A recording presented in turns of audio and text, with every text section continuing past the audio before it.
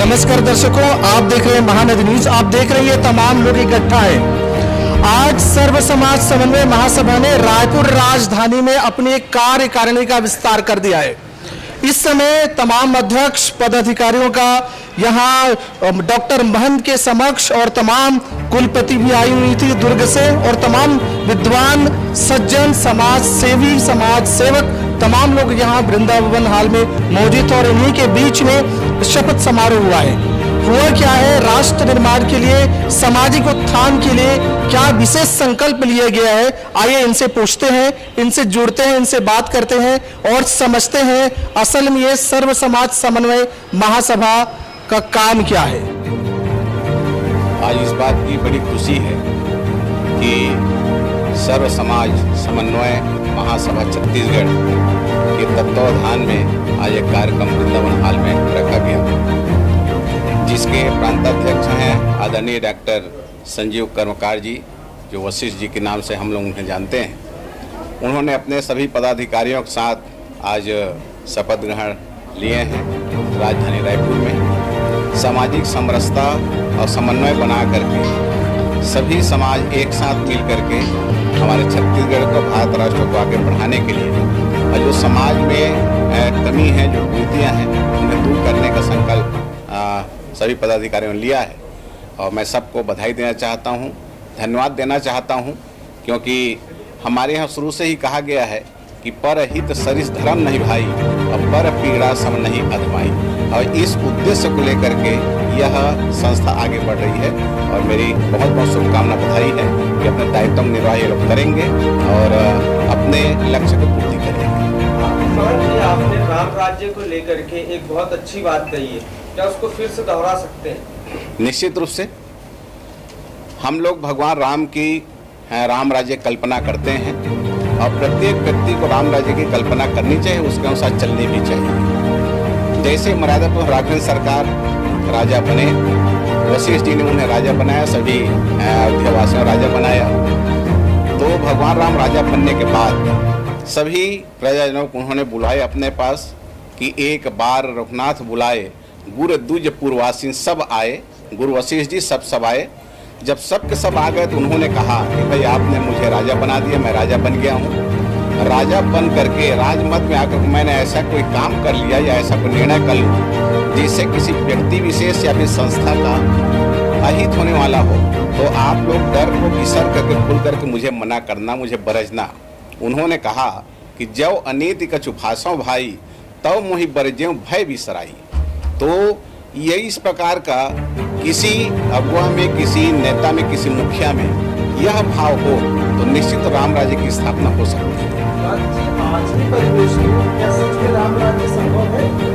निश्चित रूप से संभव है। हम अपने दायित्व का निर्वाह करें, जो दायित्व हमें दिया गया है उसी का हम निर्वाह करें, तो निश्चित राम राज्य आ सकता है। हमारा भारतवर्ष पुनः जगत गुरु सोने चिड़िया कहलाया जा सकता है।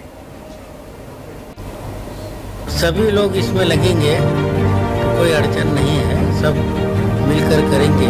संगठन में ही शक्ति है, हम लोग संगठित होकर साथ काम करेंगे तो सफल हो सकेंगे।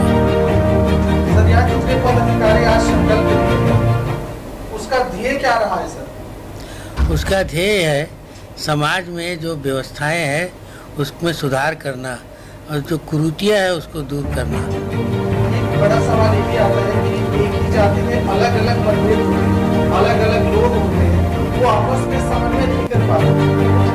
देश या देश में सभी समाज एक साथ एक मंच पे चले, कैसे संभव है?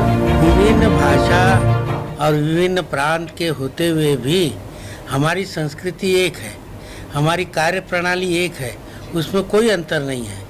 चाहे कोई भी आप कार्य ले लीजिए, सभी अपनी अपनी भाषा में करते हैं, लेकिन कार्यक्रम सब एक प्रकार से करते हैं, उसमें कोई अंतर नहीं है।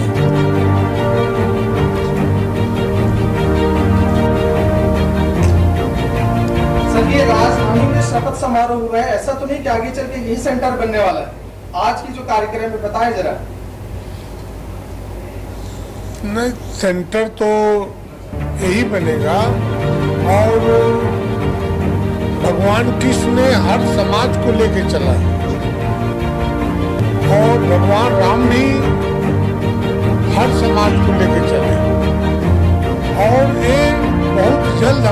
देश में आने वाला है और योगी और मोदी जी के नेतृत्व में जो आज हिंदू समाज को जो एक जागरूक हुए हैं देश में, एक दिन सब समाज एक होके, सब हिंदू भाई एक होके, हम लोग हिंदू एक होके इस देश को आगे बढ़ाएंगे। जी आपके उद्देश्य बताएं बंजारे जी। हमारा जो सर्व समाज का उद्देश्य है वो जो है जाति पाति, सामाजिक कुरीतियाँ, भेदभाव, ऊंच नीची भावना, ये सारी चीज़ों को दूर करने का है और हम सर्व समाज के माध्यम से उनको दूर करने का भरसक कोशिश कर रहे हैं। और गाँव में अगर कोई ऐसी बात आती है तो वहाँ हम जा करके सामाजिक संगठनों की बैठक लेते हैं, उनको समझाते हैं, उनके अध्यक्षों को बुलाते हैं और हमारे सर्व समाज के बीच में जो है उसका निर्णय जो है हम लोग करते हैं। और प्रयास हमारा यही रहता है कि कम से कम जो है हमारे सभी समाज के लोग जिसमें किसी छोटी मोटी बातों में जो वाद विवाद हो जाता है वो थाने, पुलिस, कोर्ट कचहरी तक न जाए, उसका निराकरण जो है समाज के बीच में कर सके। सर आज के कार्यक्रम में आपने जिस तरीके से एक तरीके से जोश भरा है, वो क्या वाकई में वास्तविक में संभव है? बिल्कुल संभव है, क्योंकि पांच तत्व को कोई नकार नहीं सकता। वो पांचों तत्व ग्रहण करता है, धरती में रहते हैं। जैसे कहा गया है धरती, आकाश, अग्नि, पानी, वायु, ये पांचों के बगैर यदि ये सत्य है तो उस सत्य को सबको कबूल करना पड़ेगा और उसी सत्य के तहत ये सर्व समाज समन्वय महासभा का कार्य किया जा रहा है कि ये सत्य लेकर चल रहा है, उसी सत्य से हम जोड़ने का प्रयास करेंगे।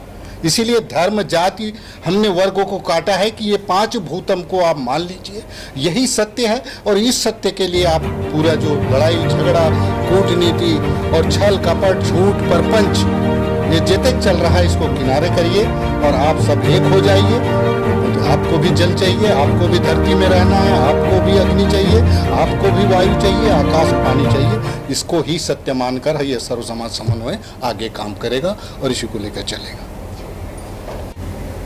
जी सुरेखा जी, आज जिस तरीके से शपथ समारोह हुआ उसे कैसे देखती हैं आप? देखिए, सबसे पहले मैं अपना परिचय देना चाहूँगी।